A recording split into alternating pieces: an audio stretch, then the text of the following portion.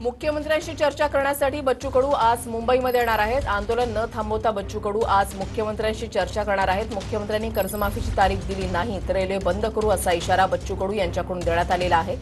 सुनील ढगे आमचे प्रतिनिधी आमच्या सोबत आहेत। सुनील, आज बच्चू कडू जे आहेत ते मुंबईकडे येत आहेत आणि सोबतच मनोज जरांगे देखील या आंदोलनामध्ये सहभागी होणार आहेत, त्याच्यामुळे आंदोलनाला एक वेगळंच बळ मिळणार आहे। सध्याचे अपडेट्स काय? नक्कीच आपण या ठिकाणी बघू शकतो की बच्चू कडू यांचं कालपर्यंत रस्त्यावर असलेलं चक्काजाम आंदोलन संपलं, मात्र बच्चू कडूंचं आंदोलन सुरू आहे आणि हे आंदोलन आता या पेंडॉलमध्ये होणार आहे। आणि या ठिकाणी आपण जर बघितलं तर बच्चू कडूंचे कार्यकर्ते या ठिकाणी रात्रभर या ठिकाणी झोपलेले आहे। बच्चू कडू आज मुख्यमंत्र्यांसोबत त्यांची बैठक आहे। त्या बैठकीमध्ये जर समजा सकारात्मक निर्णय झाला तर शेतकरी कर्जमाफीच्या संदर्भातला तर आंदोलन संपेल, अन्यथा रेल रोको आंदोलन करण्यावर बच्चू कडू जे आहे ते ठाम आहे।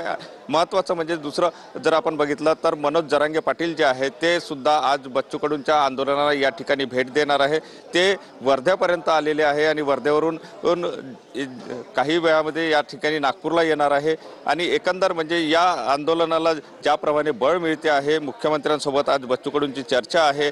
आंदोलनाच्या माध्यमातून जर आपण या ठिकाणी बघितलं तर एकंदर परिस्थिती बघितली तर शेतकऱ्यांसाठी करण्यात आलेलं हे आंदोलन जे आहे ते या ठिकाणी आता होणार आहे। मात्र या ठिकाणी जर बघितलं तर रात्रीपासून पाऊस कोसळतो आहे आणि त्यामुळे या ठिकाणी आंदोलनाच्या ठिकाणी चिखल झाल्याचं चित्र सुद्धा आपल्याला पाहायला मिळते आहे।